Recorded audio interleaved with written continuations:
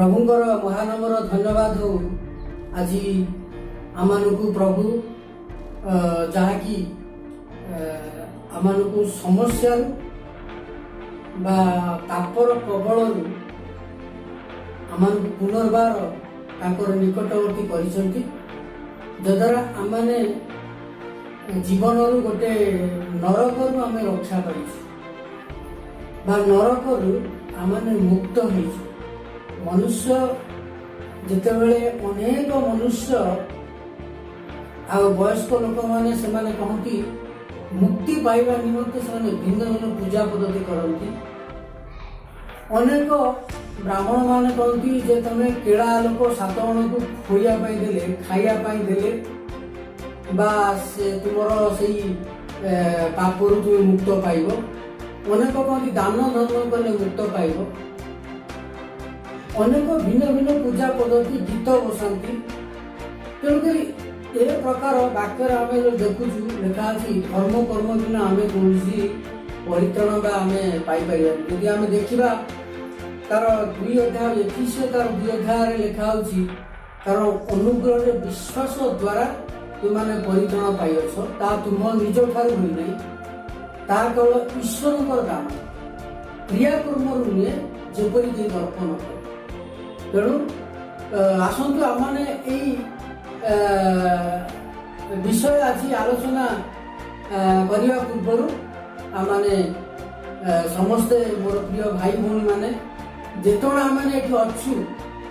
आसु आम आपण आपण को नम्र करवा नम्र कर आखि बुझी आमने प्रार्थना करी यही क्लास को आमने आरंभ करवा आसतु आमने प्रार्थना करवा दयालु स्वर्गीय पिता ये आम धन्यवाद दौचु प्रशंसा करुचु प्रभु तुम आम जीवन को नरक आम रक्षा करिछ एवं धन्यवाद दौचु तुम प्रशंसा करुचु प्रभु आम तुम से स्वर्गीय आशीर्वाद देइछ आम प्रत्येक आवश्यक विषय जोगेइछ एवं शारीरिक आत्मिक भाव में तुम आम सुस्थता देइछ एवं ज्ञान बुद्धि एवं परिचालना देइछ महामाया एक्सीडेंट रू आज रक्षा करिछ प्रभु महामाया रोगरू रक्षा करिछ बोली आमे धन्यवाद दौचु प्रभु एवं तुमर गौरव महिमा जुगे जुगे तुमर मोर प्रिय भाई भौणी मान निमंते प्रार्थना करुछि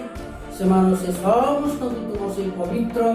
आशीर्वाद हस्त रखी तुम्हें टच करी प्रभु तुम्हें आशीर्वाद जबरी आमने समस्ते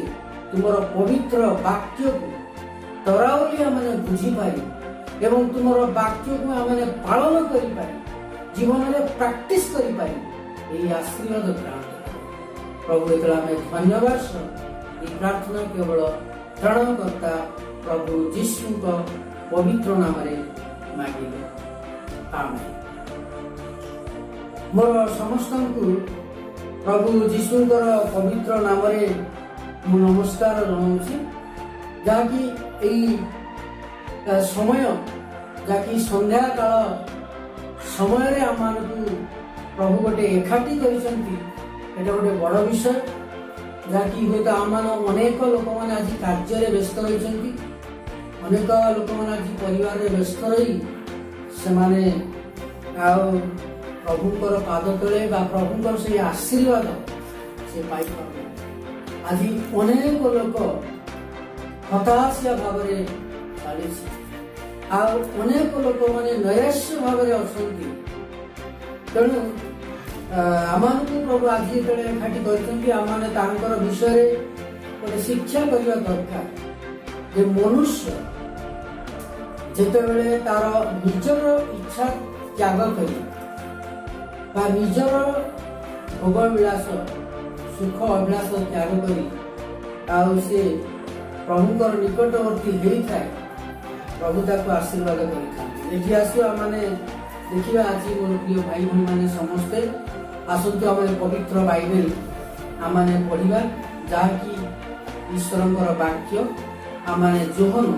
तार 15 अध्याय आज आम देखा ये करू आमने 7 पद पर्यंत पढ़ा तापर पुनर्बार आम समय हेले आम अधिक प्रभु वाक्य आम देखा लेखा अच्छी मु प्रकृत द्राक्षालता पुणी मोर पिता कृषक मो ठारे जेकोसी शाखा फल न फले ताहा से काटी पकाते आउ जेकोसी शाखा फल फले अधिक फल फलिला निमंते से परिष्कार कर मु तुम मानक जो वाक्य कही अच्छी से जो तुम्हें माने परिष्कृत हो सारी मो ठारे रुह से तुम मान ठारे रही शाखा जपरी द्राक्षालतार न रही निजर फल फली पारे नहीं सेपरी तुम्हें माने मो ठारे न रही फल फली पार नहीं मु द्राक्षालता तुम्हें माने शाखा जे मो ठारे रहे और मु जहाँ ठारे रहे से प्रचुर फल फले कारण मो बिना तुम्हें माने किछि करि पार नाही कई जब मो ठारे न रहे ताले से शाखा परी बाहर पकाई दिया जाए तो सुखी जाए पुणी लोके से गुड़ाक एकाठी करी निआरे पकाई दियंती और से गुड़ाक पोड़ी जाए सात जदि तुम्हें माने मो ठारे रुह आ मोर वाक्य तुम मान ठारे रुहे ताले जे कौन विषय इच्छा कर ता माग आ तुम मान निमंते ताहा साधित प्रिय मोर बंधु माने प्रिय मोर माय फ्रेंड्स एठी आमने देखुचु जे एई जोहन तार 15 अध्याय एठी एक पदर देखुचु जे एठी लेखा अछि मु प्रकृत द्राक्षालता तु पुणी मोर पिता कृषक एठी द्राक्षालता प्रभु जीशु को द्राक्षालता बोली तुलना कर निजे प्रभु जीशु शिक्षा दौरान तांकर आत्मा को द्वारा जे जीशु कहते मु द्राक्षालता मोर पिता ईश्वर कृषक मो ठारे थिबा जेकोसी शाखा फल न फले ता से काटी पका मो ठारे थिबा जेकोसी शाखा फल न फले प्रभु को ठारे थिबा जेकोसी शाखा फल न फले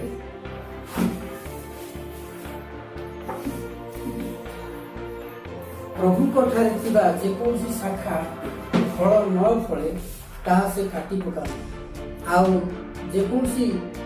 शाखा फल फले अधिक फल फलिबा निमंते ताहा परिष्कार कर अधिक फल फलिबा निमंते ताहा परिष्कार कर एठी आमे देखुछु जे मु तुम मानकु जो वाक्य कहिछि सेथि जो तुम माने परिष्कृत होई साइछि प्रभु ये कहते मु तुम्ह मानकु जो वाक्य कही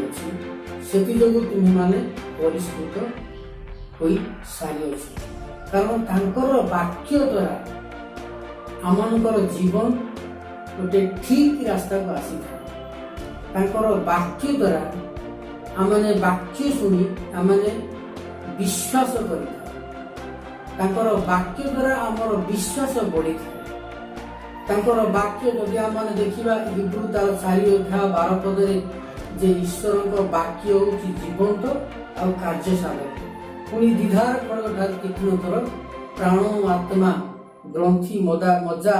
और विच्छेद पर्यंत परिभेदक तेज एठी आमने देखिलु जे 4 पद देखिया लेखा अछि मो ठारे रुह सेतिरे मु तुम मान ठारे रही एठी आमनको प्रभु कहउचंती जे प्रभु जीशु निजे कहउचंती जे तुम्ही माने मो ठारे रुह माने मो ठारे रुह आ मु तुम मान ठारे रही जदि आम्भे माने प्रभु को छाड़ी कि आमन अन्य मान ठारे रहिबा ताले प्रभु आम सहित रहिबे नहीं तो जदि प्रभु आम ठारे जदि न रहिबे ताले आमने प्रचुर फल फली पारिबा नाही कारण गोटे गछ एठी जदि आमे देखुछु लेखा अछि कोन जे मो ठारे मु सेतिरे तुम मान ठारे रहिबी शाखा जपरी द्राक्षालतारे न रहिले निजरु फल फली पारे नाही सेही परि तुमे माने मध्य मो ठारे न रहिले फल फली पार नाही। गोटे गछ गोटे ट्री गोटे गछर डाल को जदि आम काटिदेवा ताहले से डालटा कटाला पर सेटा सुखीजी तेणुक से फल फली पार ना से डालटा तेणुक से एठी आम देखुचु प्रभु वाक्य लेखा अच्छी शाखा जपरी द्राक्षालतार न रही निजू फल फली पार तुम्हें माने मो ठारे न रही फल फली पार जदि आम्भे माने प्रभु जीशु ठारे न रहुचु ताले आम फल फली पार फल फलिया आम जीवन वाक्य लेखा अच्छी अतएव जदि कौन गछ फल न फले ताले ता बणा जाई निआरे पका आउे से पकाला से सुखी जली पोड़ी दिया से आम जगत लोक मैंने आम बास करुदी आम जीवन आम नैतिकतार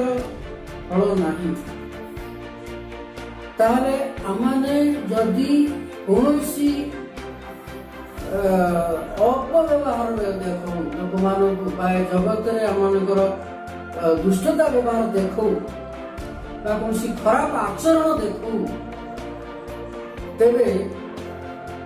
आमने प्रभुंकर निकट में फल फली पार एठी लेखा अच्छी तेणुक से प्रकार दुष्टतापूर्ण आचरण आम छाड़िया एठी आमने देखुचु जे प्रभु कहले 5 पदरे लास्ट पेज रे लेखा अछि कारण मो बिना तुम मैंने किसी करि परबे 4 पदरे हम देखिलु कोन से बली तुम मैंने मध्य मो ठारे न रहिले फल फली परिबो नै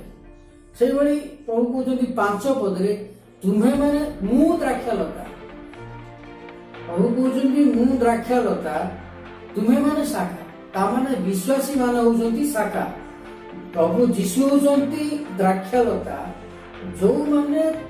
प्रभु जीशु ठारे रहिले बा जीशु को व्यक्तिगत प्राणकर्ता बा प्रभु रूपे ग्रहण कले उद्धारकर्ता रूपे ग्रहण कले से माने होउछंती कोन शाखा यदि प्रभु कहले मु द्राक्षालता तुम्हें माने शाखा जे मो ठारे रही मु जा ठारे रहे से प्रचुर फल करे कारण आम मैंने जदि प्रभु जीशु ठारे रहू प्रभु जीशु आम्भ ठारे रहती ताले आमने प्रचुर फल पड़ी पारिबा से प्रचुर फल जहाँकि आत्मा को से आत्मा को फल जदि आमने देखिबा लेखा अछि तार गालातियो आमे 5 अध्याय पढ़िबा आमने समस्ते एका संगरे आमे बाइबल खोलिबा एवं तार गालातियो तार 5 अध्याय 22 पदरु आमे पढ़िबा 22 एवं 23 पद किंतु आत्मा को फल प्रेम आनंद शांति दीर्घ सहिष्णुता परोपकारिता भद्रता विश्वस्तता मृदुता आत्मसंयम यही समस्त विरुद्ध कौन व्यवस्था नाई एगुड़िक फल आम जीवन में फलिबा दरकार ये फल एटा हूँ 9टा फल ये 9टी फल जदि आम देखा प्रथम हूँ कौन आम गालातियो तार 5 अध्याय 22 देखा किंतु आत्मा को फल आमकर से आत्मा को फल प्रेम रहा दरकार परस्पर को गोटे प्रगाढ़ प्रेम करने दरकार परस्पर को आम भल पाइबा दरकार आंतरिकता सहित भल पाइबा दरकार तापर जीवन में गोटे आनंद रहा दरकार एटा द्वितीय गुण फास्ट हूँ प्रेम द्वितीय हूँ आनंद आमने आनंद रे पूर्णता रहा दरकार प्रभु कहते तुम्हें मो ठार आनंद कर कहले मु तुम मनोवांछा पूर्ण करी आमर दाऊद कहते पवित्र आत्मा द्वारा प्रकाश होती गीत संहिता 37 जगह देखा से लेखा अच्छी तुम्हें सदा प्रभु ठार आनंद कर कहले तुम मनोवांछा पूर्ण हो जदि आम्भे माने ସଦାପ୍ରଭୁ ଠାରେ ଆନନ୍ଦ ନ କରି ଆମେ ମଦ ଖାଇ ମାତା ନେଇ ଆନନ୍ଦ କରୁ ବା ମଦ ମାଂସ ଖାଇ ମାତା ଆନନ୍ଦ କରୁ ବା ବିଡ଼ି ସିଗାରେଟ ପାନ ଖାଇକି ଆମେ ଆନନ୍ଦ କରୁ, ଅଫିମ ଯଦି ଖାଇକି ଆନନ୍ଦ କରୁ ବା ଗଞ୍ଜେଇ ଯଦି ଖାଇକି ଆନନ୍ଦ କରୁ କୌଣସି କାହା ପାଖରେ, ତାହେଲେ ସଦାପ୍ରଭୁ ଆମର ଇଚ୍ଛାଟା ପୂର୍ଣ୍ଣ କରିବେନି। ବା ସେଥିପାଇଁ ଏହି ସବୁ ବିଷୟ ଗୁଡ଼ିକ ହଉଛି ବିରୋଧୀ, ପ୍ରଭୁଙ୍କର କାର୍ଯ୍ୟକାରୀ ମାନଙ୍କର ବିରୋଧୀ, ପ୍ରଭୁଙ୍କର ବିରୋଧୀ। ବା ମଦ ଖାଇକି ମାତା ନେଇକି ଗୋଟେ ଆନନ୍ଦ କରିବା ବା ମଦ ମାଂସ ଖାଇକି ମାତା ନେଇକି ଆନନ୍ଦ କରିବା ବା କୌଣସି ବନ୍ଧୁ ଘରକୁ ଯାଇକି ଆମେ ମଉଜ ମଜଲିସ କରିବା ବନ୍ଧୁମାନଙ୍କ ପାଖରେ। ତେଣୁକରି ଏସବୁ ବିଷୟକୁ ଆମକୁ ଛାଡିବା ପାଇଁ ପଡିବ। ଆମକୁ ଏ ତାମସା ବିଷୟ ଛାଡିବା ପାଇଁ ପଡିବ। ଅନେକ ଲୋକ ଅଛନ୍ତି, ଆମେ ଦେଖିଛୁ, ସେମାନେ ଠିକ କଥାରେ ତାମସା କରନ୍ତି। ତେଣୁକରି ଏସବୁ ବିଷୟ ଛାଡି ଯେତେବେଳେ ଆମେ ସଦାପ୍ରଭୁଙ୍କ ଠାରେ ଆନନ୍ଦ କରୁ, ସେ ଆମମାନଙ୍କର ମନୋବାଞ୍ଛା ପୂର୍ଣ୍ଣ କରନ୍ତି। ତେବେ ଏଠି ଆମେ ଦେଖୁଛୁ ଯେ 22 ପଦ, ଗାଲାତୀୟ ତାର 5 ଅଧ୍ୟାୟ 22 ପଦ ଆମେ ପଢୁଛୁ ଯେ ଆତ୍ମାଙ୍କ ଫଳ ହଉଛି ପ୍ରେମ, ଆନନ୍ଦ ଆଉ ଶାନ୍ତି। ଥାର୍ଡରେ ଶାନ୍ତି, ଶାନ୍ତିରେ ଜୀବନ ଯାପନ କରିବା ପାଇଁ ପଡିବ। ବାକ୍ୟରେ ଲେଖା ଅଛି ଯେତେ ପର୍ଯ୍ୟନ୍ତ ସାଧ୍ୟ ତୁମାନେ ଶାନ୍ତିରେ ଜୀବନ ଯାପନ କର। ସମସ୍ତଙ୍କ ସହିତ ଶାନ୍ତିରେ ଜୀବନ ଯାପନ କରିବା ପାଇଁ ଦିଆଯାଇଛି। ତାପରେ ଆମେ 4ରେ ଦେଖୁଛୁ ଲେଖା ଅଛି ଦୀର୍ଘ ସହିଷ୍ଣୁତା। ଜଣେ ମନୁଷ୍ୟ ତାର ଏଟା ଗୋଟିଏ ସେଇ ଆତ୍ମାଙ୍କର ଫଳର ଗୁଣ, ସେ ଦୀର୍ଘ ସମୟ ଧରି ସେ ଧୈର୍ଯ୍ୟ ଧରି ରହିପାରିବେ। ଗୋଟେ ବିଷୟ ଧୈର୍ଯ୍ୟ ଧରି ସହିପାରିବେ। ଯଦି ଆମେ ଏଇ ଆତ୍ମାଙ୍କ ଫଳ ପାଇଛୁ ନିଜ ପରିବାରରେ, ଗୋଟେ ଆମେ କାହାର ଭୁଲ ହେଲେ ଆମେ ସହିପାରୁନୁ, ତାହେଲେ ଆମେ ଆତ୍ମାଙ୍କ ଫଳ ନାହିଁ। ତେବେ ଆତ୍ମାଙ୍କ ଫଳ ଜୀବନରେ ଥିବା ଦରକାର, ଯାହାକି ଦୀର୍ଘ ସହିଷ୍ଣୁତା ଫଳ। ଆମେ ଜଣେ କଣ କହିଥିଲା, ଆମେ ଦୀର୍ଘ ସହି ନେବାଟା ହଉଛି ବଡ ବିଷୟ। ତାପରେ ଆମେ ଦେଖୁଛୁ କଣ ନା ପରୋପକାରିତା। ପରୋପକାରିତା ମିଳିଛି ପରର ଉପକାର କରିବା। ବାକ୍ୟରେ ଲେଖା ଅଛି ଯେ ପରକୁ ପ୍ରେମ କରେ ସେ ପ୍ରଭୁଙ୍କର ବ୍ୟବସ୍ଥା ସେ ପାଳନ କରିଅଛି। ତେଣୁକରି ଆମକୁ ପରକୁ ପ୍ରେମ କରିବା ପାଇଁ, ଯେ ପରକୁ ପ୍ରେମ କରି ସେ ପ୍ରଭୁଙ୍କର ଆଜ୍ଞା ମାନିଛି। ତେବେ ଏଠି ତାପରେ ଆମେ ଦେଖୁଛୁ ଲେଖା ଅଛି 22 ପଦରେ ଭଦ୍ରତା। ତାର ଗୋଟେ ଭଦ୍ରତାର ଗୁଣ ରହିବା ଦରକାର। ମନୁଷ୍ୟ ଆଜି ଏହି ଭଦ୍ରତା ନଥିବାରୁ ସେ ଆଜି ତଳେ ପଡ଼ିଯାଇଛି। ମନୁଷ୍ୟ ଏହି ଭଦ୍ରତା ନଥିବାରୁ ମନୁଷ୍ୟ ଯେତେବେଳେ ଅଧିକ ତାର ଟଙ୍କା ପଇସା ହେଇଯାଏ, ସେ ଭଦ୍ରତା କଣ, ଅଭଦ୍ରତା କଣ, ପ୍ରେମ କଣ, ଆନନ୍ଦ କଣ, ଶାନ୍ତି କଣ ବା ଦୀର୍ଘଶୟ ବା ଆମର ଗୋଟେ ବିଷୟ ସହିନେବା କଣ, ସେ କିଛି ବୁଝିପାରେ। ସେଥିପାଇଁ ସେ ପ୍ରଭୁଙ୍କ ଠାରେ ରହେ, ଗୋଟେ ନମ୍ରତା ଭାବରେ ସେ ଆପଣା ଜୀବନକୁ ସରେଣ୍ଡର କରିକି ରହେ, ତାହେଲେ ପ୍ରଭୁ ତାକୁ ଠିକ ବାଟରେ ତାକୁ ପରିଚାଳନା କରନ୍ତି। ତାପରେ ଆମେ ଦେଖୁଛୁ ବିଶ୍ୱସ୍ତତା। ଜଣେ ପରିବାର ମଧ୍ୟରେ ଜଣେ ପୁଅ କି ଝିଅ ତାର ବିଶ୍ୱସ୍ତ ଭାବରେ ରହିବା ଦରକାର। ଯେତେବେଳେ ତାର ବାପା ମା ଗୋଟେ କୌଣସି କାର୍ଯ୍ୟ କହିବେ, ପୁଅରେ ତୁ ଟିକେ ଝାଡୁ ମାରିଦେବୁ, ପୁଅରେ ଯାଇକି ତୁ ଦୋକାନରୁ ଯାଇକି ଅଟା 4 କିଲୋ ନେଇ ଆଣି ବା ଚାଉଳ 5 କିଲୋ ନେଇ ଆଣି ବା କୌଣସି ଆଳୁ 5 କିଲୋ ନେଇଆ ବା ପନିପରିବା ଯାଇକିରି ସବୁ ପ୍ରକାର ପନିପରିବା କିଣିକି ନେଇଆ, ତାର ପିଲା ସେ ଆଉ ବିଶ୍ୱସ୍ତ ଭାବରେ ବାପା ମାଙ୍କର କଥା ମାନି ସେ ବିଶ୍ୱସ୍ତ ଭାବରେ କାର୍ଯ୍ୟ କରିବା ଦରକାର। ତେଣୁକରି ଆମକୁ ଏଟା କୁହାଯାଉଛି କଣ, ବିଶ୍ୱସ୍ତ। ଜଣେ କୌଣସି ଅଫିସରେ କାର୍ଯ୍ୟ କରୁଛି, ସେ ଫେଥଫୁଲ ହେଇକି କାର୍ଯ୍ୟ କରିବା ଦରକାର। ହି ମଷ୍ଟ ବି ଫେଥଫୁଲ ଆଣ୍ଡ କମିଟେଡ ପର୍ସନ। ତେବେ ଆମେ ଯେକୌଣସି ଅଫିସରେ କାର୍ଯ୍ୟ କରୁଥାଉ ନା ପାଇଁ, ଅନେକ ଲୋକ ବ୍ୟାଙ୍କରେ କାମ କରନ୍ତି, ସେମାନେ ବିଶ୍ୱସ୍ତ ଭାବରେ କାର୍ଯ୍ୟ କରନ୍ତି। ଅନେକ ଲୋକ କଲେକ୍ଟର ଅଫିସରେ କାର୍ଯ୍ୟ କରନ୍ତି, ସେମାନେ ବିଶ୍ୱସ୍ତ ଭାବରେ କାମ କରନ୍ତି। ଅନେକ ଲୋକ ବିଡିଓ ଅଫିସରେ କାମ କରନ୍ତି, ଅନେକ ଲୋକ ସେମାନେ ବିଶ୍ୱସ୍ତ ଭାବରେ କାର୍ଯ୍ୟ କରନ୍ତି। ଅନେକ ଲୋକ ପ୍ରଭୁ ଯୀଶୁଙ୍କର କାମ କରନ୍ତି, ସେମାନେ ମଧ୍ୟ ବିଶ୍ୱସ୍ତ ଭାବରେ କାର୍ଯ୍ୟ କରନ୍ତି। ଏଇଭଳି ଅନେକ ଲୋକ କଣ କରନ୍ତି ନା ଚାଷ କରନ୍ତି। ସେମାନେ ଚାଷବାସ କରନ୍ତି, ସେମାନେ ମଧ୍ୟ ଅନେକ ଲୋକ ବ୍ୟବସାୟ କରନ୍ତି, ସେମାନେ ବିଶ୍ୱସ୍ତ ଭାବରେ କରନ୍ତି। ଆମେ ଯେଉଁ କାର୍ଯ୍ୟଟା କରୁ ଆମେ ବିଶ୍ୱସ୍ତ ଭାବରେ କରିବା ଦରକାର। ତେବେ ଆମେ ଯଦି ଘରେ ଅଛୁ, ଆମେ ଅନ୍ୟ କୌଣସି କାମ ନାହିଁ, ଆମେ ତ ଝାଡ଼ୁ ମାରିଦେବା ବା ଆମେ ଖାଇବା ପ୍ଲେଟ୍ ଗୁଡ଼ିକ ସଫା କରିବା ଦରକାର, ବା ଆମର ହାଣ୍ଡି କୁଣ୍ଡେଇ ଯେଉଁଟା ଖାଇସାରିଲା ପରେ ଭାତ ହାଣ୍ଡି ବା ଆମର ତରକାରୀ ହାଣ୍ଡି ବା ଭଜା ହାଣ୍ଡି, ଆମେ କ'ଣ କ'ଣ ମାଛ ମାଂସ ତରକାରୀ ଖାଇଛୁ ସେ ହାଣ୍ଡି ଗୁଡ଼ା ସବୁ ଆମେ ମାଜିବା ଦରକାର, ମାଜିକି କ୍ଲିନ୍ କରି ରଖିବା ଦରକାର। ଆମେ ଯେତେ ବଡ଼ ହଉନା କାହିଁକି, ତେଣୁକରି ଆମକୁ ଛୋଟ କାମ କରିବା ପାଇଁ ପଡ଼ିବ ଏବଂ ବଡ଼ କାର୍ଯ୍ୟ ମଧ୍ୟ କରିବା ପାଇଁ ପଡ଼ିବ। ତେବେ ଏଇଟା ହଉଛି କ'ଣ ନା ବିଶ୍ୱସ୍ତତା, ବିଶ୍ୱସ୍ତତାରେ ଯିବାକୁ ପଡ଼ିବ। ତେବେ ଆଉ ଗୋଟିଏ ବାକ୍ୟ ଆମେ ଦେଖୁଛୁ ସେଇ 22 ପଦ କଣ୍ଟିନ୍ୟୁ 22-23 ପଦ, ତାପରେ ଲେଖା ଅଛି ମୃଦୁତା। ଆମ ଜୀବନରେ ଗୋଟେ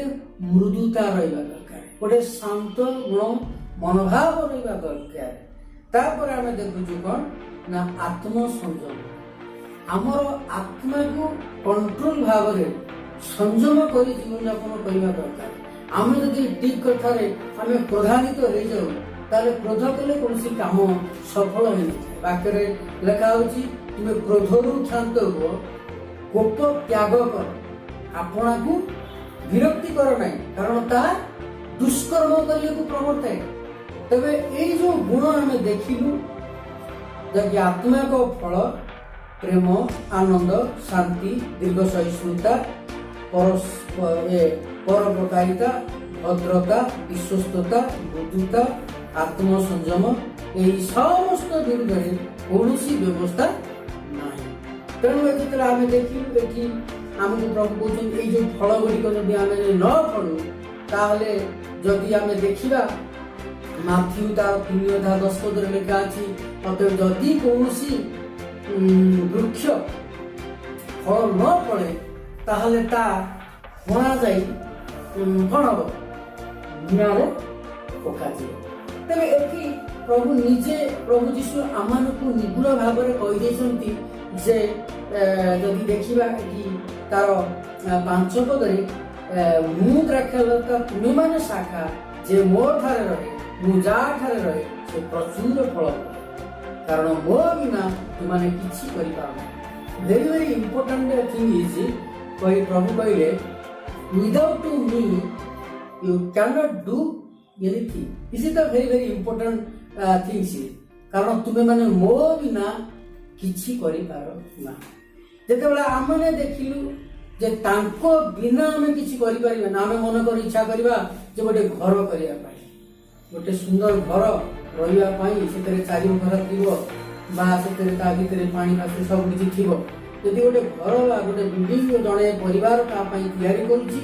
ତା ପାଇଁ କମ୍ ସେ କମ୍ 10 ଲାଖ କି 20 ଲାଖ ଟଙ୍କା ଦରକାର। ତେଣୁ ସାଧାରଣ ଭାବରେ ଟାଉନରେ ଦେଖିବା ଆଉ 50 ଲାଖ ଲାଗେ, ବା ଆମେ ଯଦି ଗାଁ ଗଣ୍ଡରେ ଦେଖିବା 20 ଲାଖରେ ମଧ୍ୟ ଜଣେ ଗୋଟେ ଘର ବା 10 ଲାଖରେ ଗୋଟେ ଘର ସେ କରିପାରିବେ। ତେବେ ତାର ଏଇ ଯୋଉ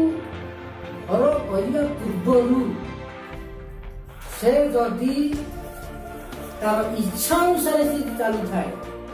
ତାର ଇଚ୍ଛା ଅନୁସାରେ ଯଦି ସେ ଚାଲୁଥାଏ, ଗୋଟେ ବେଖାତିରିଆ ମନୋଭାବ ନେଇ ବା ତାକୁ ଖାତିର ନ କରି, ତାହେଲେ ସେ କାର୍ଯ୍ୟଟା ତାର ପୂରଣ ହେବ ନାହିଁ। ତେବେ ଏଠି ଆମେ ଦେଖୁଛୁ ବାକ୍ୟରେ ଲେଖା ଅଛି ଯେ ଯୋହନ ତାର 15:5 ପଦ ଲାଷ୍ଟ ପେଜରେ ଲେଖା ଅଛି, କାରଣ ମୋ ବିନା ତୁମେ ମାନେ କିଛି କରିପାର ନାହିଁ।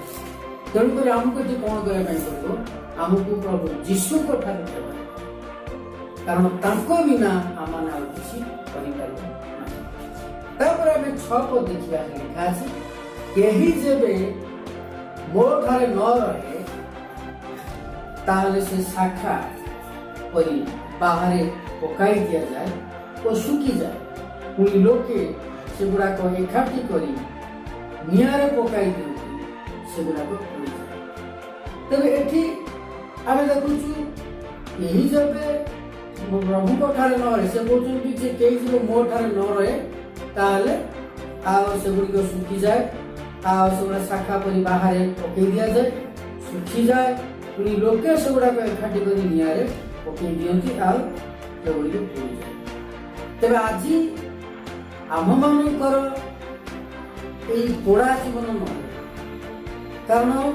आम जदि जीवन पाइचु आमर जदि जीवन पोड़ीगला ताल आमर किसी लाभ तेरे ये 7 पद देखा लेखा अच्छी जो तुम्हें मो ठारे रुह आ मोर वाक्य तुम मान रुहे ताले जेकोसी विषय इच्छा कर ता माग आ तुम मान निमंते ताहा साधित तेरे ये जोहन तार 15-7 पद आम देखुचु लेखा अच्छी प्रभु कहले जदि तुम्हें मैंने मो ठारे रुह आमने प्रभु ठारे रहिबा प्रभु ठारे आमे रहिबा से जदि तुम्हें मो ठारे मोर वाक्य तुम मान ठारे रुह तांकर वाक्य होची प्रभुंकर वाक्य जाकी बाइबल हमर तांकर वाक्य आम मान ठारे रहिबो आमे तांकर ठारे रहिबा तार आमे जे कोनसी इच्छा करिबा मागिले ही ता पाइबा कारण जदि आमने तांकर ठारे न रहू आमने मागी मागी मागी मागी कौन विषय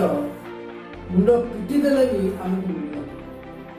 अनेक लोक मैंने अनीति कार्य करी सेमान जदि प्रभु ठारे मागिबे प्रभु यीशु ठारे मागिबे आडे से माने चोरी हत्या बदमाशी कार्य करुथिबे बा से माने गोटे अनीति रे चलबा अन्याय रे चलिथिबे आ तांकर वाक्य शुणा जीव ना बोली आम जापर लेखा जेको इच्छा कर ता माग ता तुम निमंते साधित हो 8 पद देखा लेखा अच्छी तुम्हें प्रचुर फल फलिले मोर पिता महिमानित हो आमने जदि आमर जीवन में प्रचुर फल फलिबा प्रचुर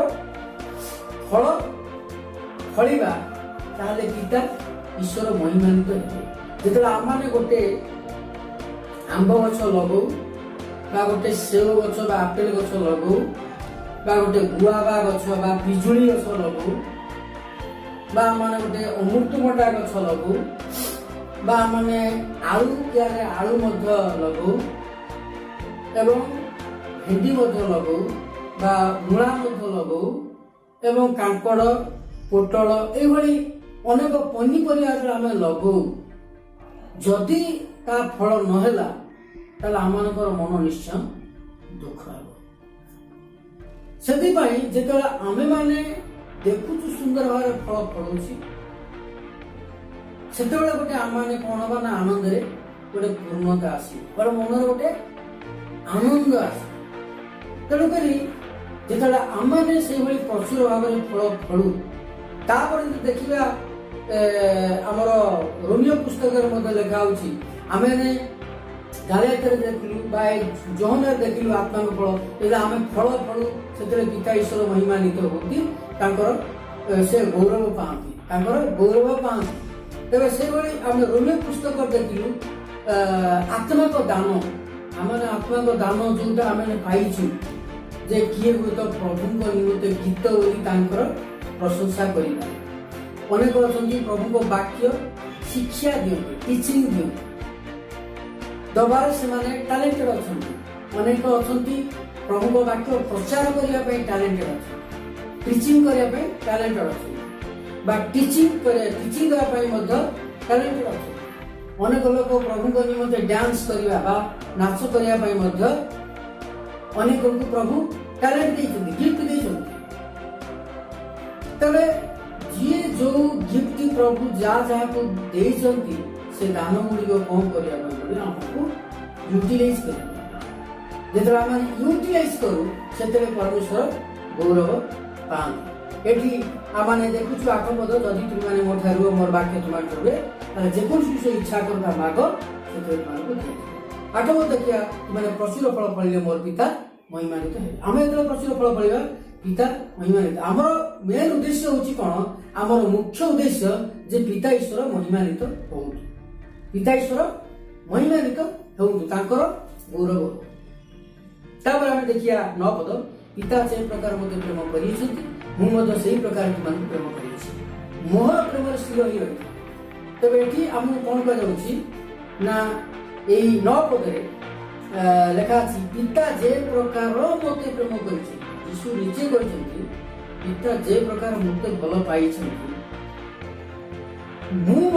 प्रकार तुमको भल पाई जीसस लव्स यू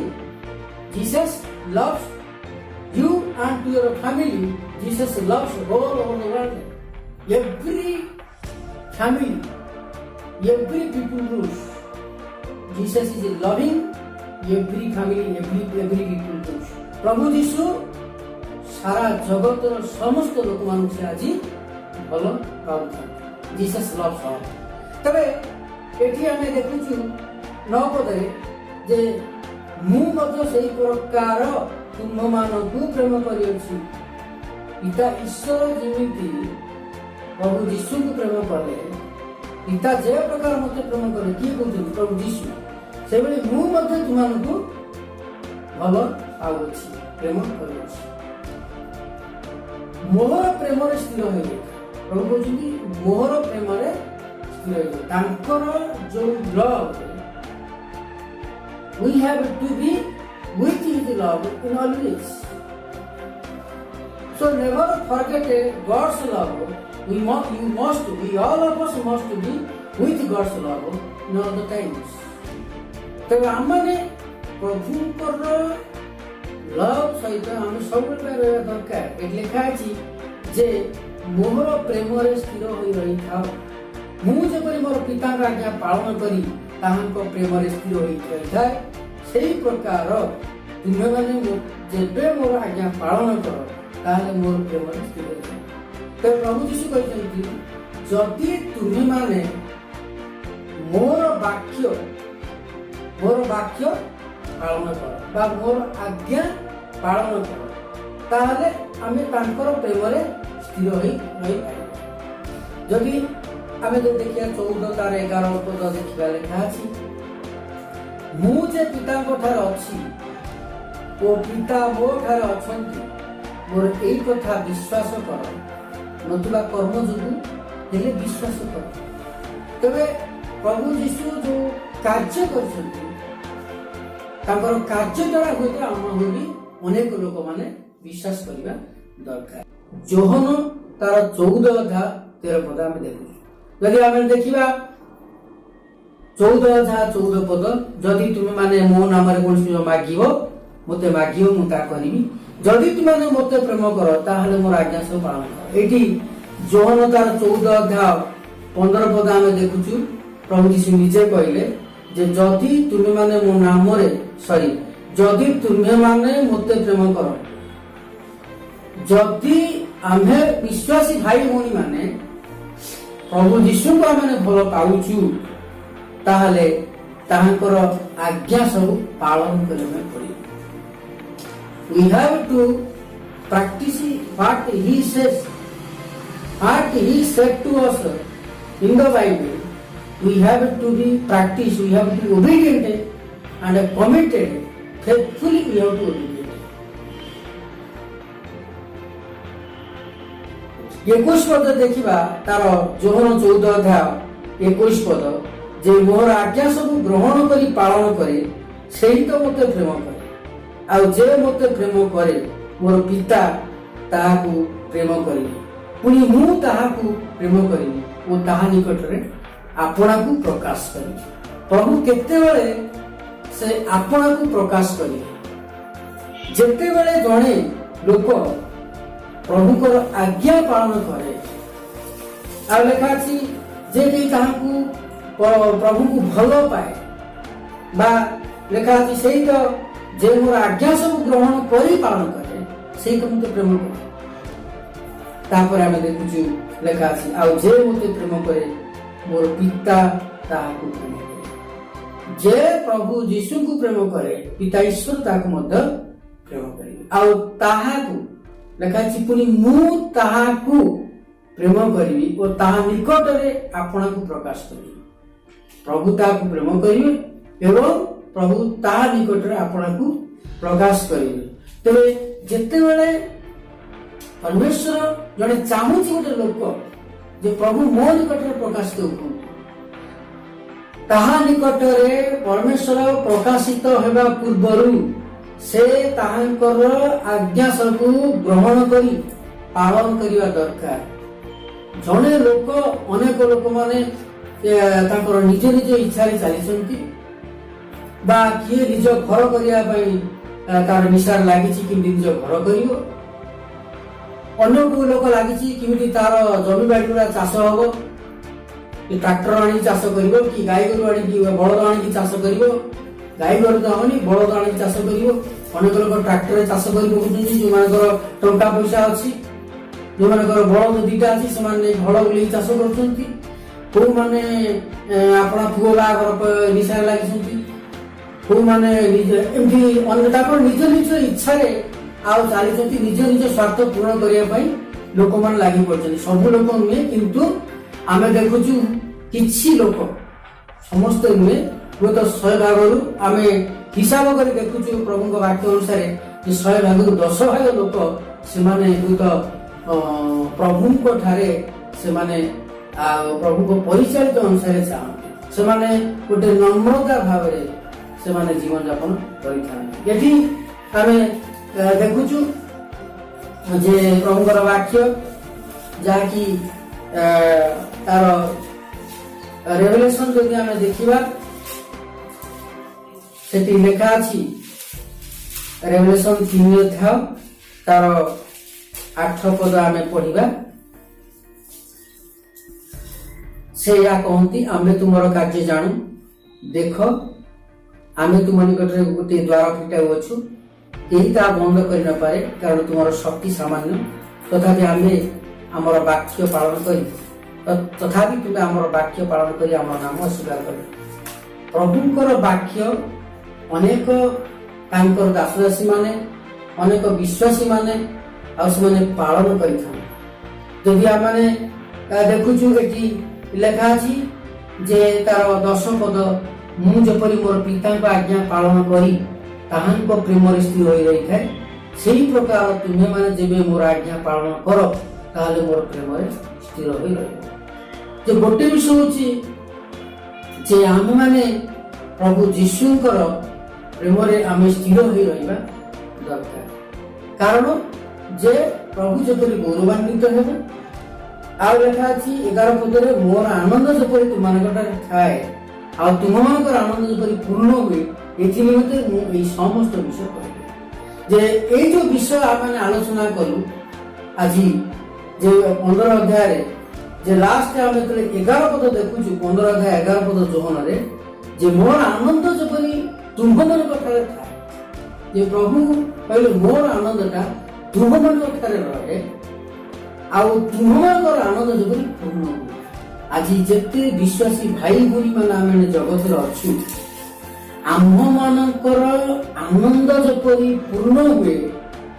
ଏଥିପାଇଁ ପ୍ରଭୁଙ୍କର ବାକ୍ୟ ଆମମାନଙ୍କୁ କହିଛନ୍ତି। ଏଇସବୁ ବିଷୟ କହିଛନ୍ତି ଯେ ତୁମେମାନେ ମୋ ଠାରେ ରୁହ ଆଉ ମୁଁ ମୋର ବାକ୍ୟ ତୁମଠାରେ ରୁହ। ବା ସେ କହିଛନ୍ତି 5 ପଦରେ, ମୁଁ ଦ୍ରାକ୍ଷଲତା ତୁମେ ଶାଖା, ଯେ ମୋ ଠାରେ ରହେ, ମୁଁ ଯାହା ଠାରେ ରହେ ସେ ପ୍ରଚୁର ଫଳ ଫଳେ, କାରଣ ମୋ ବିନା ତୁମେ କିଛି କରିପାର ନାହିଁ। ଆମମାନେ ପ୍ରଭୁଙ୍କ ବିନା କିଛି କରିପାରିବା ନାହିଁ। ସେଥିପାଇଁ ଶେଷରେ ଆମମାନଙ୍କୁ କହିଛନ୍ତି ଯେ 11 ପଦରେ ଦେଖିବା ଲେଖା ଅଛି ଯେ ମୋର ଆନନ୍ଦ ଯେପରି ତୁମଠାରେ ଥାଏ ଆଉ ତୁମମାନଙ୍କର ଆନନ୍ଦ ଯେପରି ପୂର୍ଣ୍ଣ ହୁଏ, ଏଥି ନିମନ୍ତେ ଏଇ ସମସ୍ତ ବିଷୟ ମୁଁ କହେ। ଯୋଉ ସମସ୍ତ ବିଷୟ ଆମମାନଙ୍କୁ କହିଛନ୍ତି ତାଙ୍କର ବାକ୍ୟ, ଆମମାନଙ୍କର ଆନନ୍ଦ ପୂର୍ଣ୍ଣ ହେବା ନିମନ୍ତେ ସେ ଆଜି ସେଇ ବାକ୍ୟ କହିଛନ୍ତି। ତେଣୁ ଆସୁ ଆମେ ସମସ୍ତେ ମିଳିତ ଭାବରେ ଏ ଯୋଉ ପ୍ରଭୁଙ୍କର ବାକ୍ୟ ଦେଖିଲୁ, ଯେ ମୁଖ୍ୟ ବିଷୟ ଯେ ଦେଖିଲୁ, କାରଣ ମୋ ବିନା ତୁମେ କିଛି କରିପାର ନାହିଁ। ଆସୁ ଆମେ ପ୍ରାର୍ଥନା କରିକି ଶେଷ କରିବା। ଦୟାଳୁ ସ୍ୱର୍ଗୀୟ ପିତା, ଯେତେବେଳେ ଆମେ ଧନ୍ୟବାଦ ଦଉଛୁ ପ୍ରଭୁ ତୁମର ବାକ୍ୟ ଦେଖିଲୁ, ଯେ ମୁଖ୍ୟ ବିଷୟ ତୁମେ କହିଲ ଯେ ତୁମେ ମୋ ବିନା କିଛି କରିପାର ନାହିଁ। ପ୍ରଭୁ ସେଥିପାଇଁ ଆମମାନେ ତୁମଠାରେ ରହିଲୁ ଏବଂ ତୁମଠାରେ ଅଛୁ ପ୍ରଭୁ ଯୀଶୁ, ଯାହାଦ୍ୱାରା ଆଉ ଆମମାନେ ଯେତେବେଳେ ତୁମଠାରେ ରହିଲୁ ଆମମାନଙ୍କର ଜୀବନରେ ସମସ୍ତ କାର୍ଯ୍ୟ ସଫଳ କରିଛ ଏବଂ କରିବ ବୋଲି ଆମେ ଧନ୍ୟବାଦ ଦେଉଛୁ। ଯେତେବେଳେ ଆମେ ସମସ୍ତେ ପ୍ରଭୁ ଆପଣା ଜୀବନକୁ ପୁନର୍ବାର ସମର୍ପଣ କରୁଛୁ ଏବଂ ତୁମର ଯେଉଁ ବାକ୍ୟ କହିଲ ଯେ ଯଦି ତୁମାନେ ମୋର ଆଜ୍ଞା ସବୁ ଗ୍ରହଣ କରି ପାଳନ କର ଆଉ ତୁମାନେ ମୋତେ ପ୍ରେମ କର ବୋଲି ତାର ପ୍ରମାଣ। ପ୍ରଭୁ ଯୀଶୁ ତୁମେ ଦୟା କର ଏବଂ ଆଶୀର୍ବାଦ କର, ଯେପରି ଆମମାନେ ସଦାସର୍ବଦା ଏବଂ ତୁମଠାରେ ଆମମାନେ ରହିଥିବୁ। ଧନ୍ୟବାଦ। ସେହି ସମସ୍ତ ପ୍ରାର୍ଥନା କେବଳ ତ୍ରାଣକର୍ତ୍ତା ପ୍ରଭୁ ଯୀଶୁଙ୍କ ପବିତ୍ର ନାମରେ ମାଗିଲୁ, ଆମେନ୍।